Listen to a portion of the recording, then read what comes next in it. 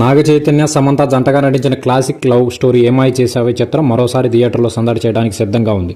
ఈ సినిమా విడుదలై 15 ఏళ్లు పూర్తవుతున్న సందర్భంగా వచ్చే నెల 18వ తారీఖున థియేటర్లో గ్రాండ్ రిలీజ్ కానుంది. ఈ నేపథ్యంలో నాగ చైతన్య సమంత ఈ సినిమా ప్రమోషన్ కోసం కలుస్తారనే చర్చ జరుగుతుంది. నాగ చైతన్య సమంతలు పెళ్లైన 4 ఏళ్లకే విడిపోయారు.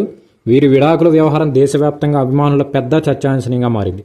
ఎంతో ప్రేమగా ఉండే ఈ జంట విడిపోవడాన్ని అభిమానులు జీర్ణించుకోలేకపోయారు. విడాకుల తర్వాత నాగ చైతన్య సమంతను కలవటం కానీ మాట్లాడుకోవడం కానీ జరగలేదు. ఎవరి జీవితం వారు కొనసాగిస్తున్నారు.